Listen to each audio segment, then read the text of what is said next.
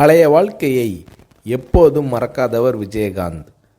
பழைய விஜயராஜ் தான் இன்றைய விஜயகாந்த் என்று தன்னை பற்றி சுய விமர்சனமாக சொல்வார் விஜயகாந்த். மதுரையில் விஜயகாந்த் அவர்களுக்கு நண்பர்கள் வட்டாரம் அதிகம். ஆரம்ப காலங்களில் மதுரை போகும்போதெல்லாம் நண்பர்களோடு பல இரவுகள் சாப்பிடுவது பிளாட்பார கடைகளில்தான். விஜயகாந்த் அவர்களின் ஃபேவரட் உணவு பருத்திப்பால். விஜயகாந்த் அவர்கள் வீட்டு பூஜை அறையில் மெக்கா மதினா படங்களும் இயேசு மேரி மாதா படங்களும் திருப்பதி வெங்கடாஜலபதியும் முருகனும் பிள்ளையாரும் சிறப்பிடம் பெறுகிறார்கள். பூஜை அறையில் இன்னைக்கு பொழுது எல்லாம் நல்லா இருக்கணும் என மனதார வேண்டிக் கொண்டு வெளியில் கிளம்புவார் விஜயகாந்த். நமக்கு தொழில்தான் சாமி என எப்போதும் சொல்வார் விஜயகாந்த். வடபழனி முருகன் கோயில், திருவேற்காடு கருமாரியம்மன் கோயில் மன திருப்திக்காக விஜயகாந்த் அவர்கள் போகும் இடங்கள். செயின் ஸ்மோக்கராக இருந்த விஜயகாந்த் திருமணத்திற்கு பிறகு அந்த பழக்கத்தை அறவே விட்டுவிட்டார். அசைவ பிரியரான விஜயகாந்த் அவர்களுக்கு ஐர மீன் குழம்பை சாதத்தில் பிசைந்து சாப்பிடுவதில் அலாதி பிரியம். அரிதாகவே விஜயகாந்த் அவர்களுக்கு ஓய்வு நேரம் அமையும். அப்போது மகன்களையும் அவர்களின் நண்பர்களையும் அழைத்து வட்டமாக உட்கார வைத்து தானும் ஒரு மீசை வைத்த குழந்தையாக மாறி விளையாடுவார் விஜயகாந்த். பெரிய சட்டியில் சாதம் போட்டு பிசைந்து குழந்தைகளுக்கு ஊட்டி விடுவார் விஜயகாந்த். ஹாலிவுட் சண்டை படங்கள் பார்ப்பதும் விஜயகாந்த் அவர்களது ஜாலியான நேரத்து விஷயங்களில் ஒன்று. பள்ளியில் படிக்கும்போது கால்பந்து விளையாட்டை பிரமாதமாக விளையாடுவார் விஜயகாந்த். கால்பந்து வெறியர். இங்கிலாந்து வரை போய் நேரில் கால்பந்து போட்டிகளை பார்த்து ரசிப்பார் விஜயகாந்த். விஜயகாந்த் அவர்களது மகன்களுக்கும் கால்பந்து விளையாட்டு பிரியம் வந்துவிட்டது. மகன்கள் சொல்லி சொல்லி கிரிக்கெட் பார்ப்பதும் விஜயகாந்த் அவர்களுக்கு பிடித்தமான விஷயமானது. வீட்டில் இருக்கும்போது பசங்களோடு ஜாலியாக கிரிக்கெட் விளையாடுவார் விஜயகாந்த். விஜயகாந்த் அவர்கள் வில்லனாக நடித்த ஒரே படம் இனிக்கும் இளமை. அதற்கு பிறகு எல்லாமே ஹீரோ வேடம்தான். பிற்காலத்தில் ஒரு பெரிய ஹீரோவுக்கு வில்லனாக நடிக்க ஒப்புக்கொண்டு அட்வான்ஸும் வாங்கிவிட்டார் விஜயகாந்த். நண்பர் இப்ராஹிம் ராவுத்தர் அதற்கு கடுமையாக எதிர்ப்பு தெரிவிக்க வாங்கிய அட்வான்ஸை உடனே திருப்பி கொடுத்து விட்டார் விஜயகாந்த். எந்த அளவுக்கு அன்பான மனிதரோ அதே அளவுக்கு கோபக்காரர் விஜயகாந்த். யோகா செய்ய ஆரம்பித்து கொஞ்சம் நிதானம் பழகினார் விஜயகாந்த். காலையில் யோகா, மாலையில் உடற்பயிற்சி இரண்டையும் செய்யும் நேரத்தில் டிவியில் நியூஸ் பார்த்து விடுவார் விஜயகாந்த். சண்டை காட்சிகள் தான் விஜயகாந்த் அவர்களின் அடையாளமே.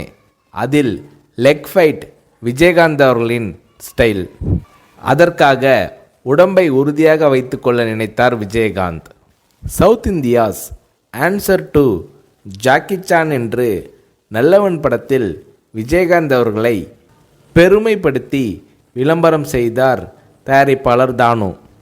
நடிகர் திலகம் சிவாஜியில் ஆரம்பித்து முன்னணி ஹீரோக்கள் எல்லோரும் பாட ஆரம்பித்த காலத்தில் விஜயகாந்த் அவர்களையும் ஒரு படத்திலாவது பாட வைக்க முயற்சி நடந்தது. ஆனால் பாடும் அளவுக்கு எனக்கு குரல் வளம் இல்லை, பாடும் விருப்பமும் இல்லை என்று விஜயகாந்த் அவர்கள் மறுத்துவிட்டார். நடிக்க வராமல் இருந்திருந்தால் மதுரையில் உள்ள எங்கள் ரைஸ் மில்லை பார்த்து கொண்டிருந்திருப்பேன் என்று சொல்வார் விஜயகாந்த். சினிமாவில் 3 தடவை விஜயகாந்த் அவர்களுக்கு மார்க்கெட் போயிருக்கிறது. மீண்டும் மீண்டும் போராடி முன்னணிக்கு வந்திருக்கிறார் விஜயகாந்த். திருநாவுக்கரசு, ஜெயலலிதா, ஆர்எம்பி கேட்டும் தராத எம்ஜிஆர் அவர்களின் பிரச்சார வேனை விஜயகாந்த் அவர்களுக்கு கொடுத்தார் ஜானகி எம்ஜிஆர் அவர்கள். அதோடு எம்ஜிஆர், ஜானகி எம்ஜிஆர் என பெயர் குறித்த மோதிரங்களையும் விஜயகாந்த், பிரேமலதா தம்பதியினருக்கு வழங்கி மகிழ்ந்திருக்கிறார் திருமதி ஜானகி எம்ஜிஆர். தான் முதலில் வாங்கிய TMM 2 என்ற எண் கொண்ட அம்பாஸ்டர் காரை பாதுகாப்பாக நீண்ட காலம் வைத்திருந்தார் விஜயகாந்த். கேப்டன் விஜயகாந்த் அவர்களால் 10ஆம் வகுப்பு வரை தான் படிக்க முடிந்தது.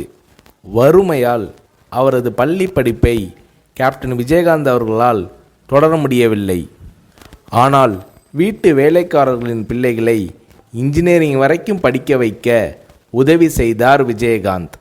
ஷூட்டிங் நடக்கும்போது நடிகர் நடிகைகளுக்கு ஒருவித சாப்பாடு, சாதாரண தொழிலாளர்களுக்கு ஒருவித சாப்பாடு என்று பாரபட்சம் உண்டு. இதை உடைத்து எல்லோருக்கும் ஒரே மாதிரி சாப்பாடு போட வேண்டும் என்ற நடைமுறையை கொண்டு வந்தார் விஜயகாந்த். ஞாயிற்றுக்கிழமை கேப்டன் விஜயகாந்த் அவர்களது வீட்டில் 50 பேராவது சாப்பிடுவார்கள். ஒவ்வொரு நாளும் அலுவலகத்திலும் அந்த அளவுக்கு சாப்பாடு நடக்கும். விஜயகாந்த் அவர்களின் குலதெய்வம் வீர சின்னம்மா. மதுரைக்கு பக்கத்தில் திருமங்கலம் அருகில் இருக்கிறது. பாழடைந்து கிடந்த கோயிலை சுற்றுச்சுவர் எழுப்பி கும்பாபிஷேகம் நடத்தி புதுப்பிக்க உதவியிருக்கிறார் விஜயகாந்த். இந்தியில் தர்மேந்திரா, அமிதாப், தெலுங்கில் NTR, சிரஞ்சீவி, மகேஷ் பாபு, கன்னடத்தில் ராஜ்குமார், விஷ்ணுவர்தன், சங்கர் நாக், மலையாளத்தில் சத்யன் படங்கள் என்றால் விஜயகாந்த் அவர்களுக்கு மிகவும் பிடிக்கும். சத்யன் நடித்த கரைகாணா கடல் விஜயகாந்த் அவர்களுக்கு மிகவும் பிடித்த படம். ஆனால் விஜயகாந்த் அவர்கள் தமிழ் படங்கள் தவிர்த்து வேறு மொழிகளில் நடித்ததில்லை. தமிழ் படங்கள் தவிர்த்து வேறு மொழிகளில் நடிக்க மாட்டேன் என்ற உறுதியை விஜயகாந்த் அவர்கள் கொண்டிருந்தார். RK செல்வமணி இயக்கத்தில் இப்ராஹிம் ராவுத்தர் தயாரிப்பில் மேடே என்றொரு ஆங்கில படத்தில் கேப்டன் விஜயகாந்த் அவர்கள் நடிக்கப் போவதாக விளம்பரங்கள் வந்தன. ஆனால் அந்த படம் எடுக்கப்படவே இல்லை. 2005ஆம் ஆண்டு அக்டோபரில் மதுரையில் மாநாடு நடத்தி கட்சி தொடங்கினார் விஜயகாந்த். அப்போது அரசியலுக்கு நான் பிழைக்க வரவில்லை, உழைக்க வந்திருக்கிறேன் என்று விஜயகாந்த் அவர்கள் பேசினார். அந்த மேடையில் விஜயகாந்த் அவர்கள் பேசியது அத்தனையும் விஜயகாந்த் அவர்களது மனதிலிருந்து வந்த வார்த்தைகள். வாழ்க்கைனா வசதியாக வாழ்கிறது மட்டும்தானா? இந்த மக்களுக்காக விஜயகாந்த் வாழ்ந்தான்னு இருக்கட்டும், இல்லை அவங்களுக்காக அவன் செத்தான்னு இருக்கட்டும், மனுஷன் வாழ்க்கை கடைசியில் 6க்கு 3 தான். எனக்காக இம்புட்டு தூரம் வந்து உட்காந்துருக்கீங்களே, உங்களுக்காக நான் தான், இனி எனக்காக நீங்கள் தான். ரைஸ் மில்லில் 300 மூட்டை தூக்கி பழக்கப்பட்ட உடம்பு, என்னை நம்பி வந்த உங்களுக்கு நல்லது செய்வேன், நல்லது செய்வேன், நல்லது செய்வேன் என்று ஒரு சபதம் போல விஜயகாந்த் அவர்கள் உரை நிகழ்த்தினார்.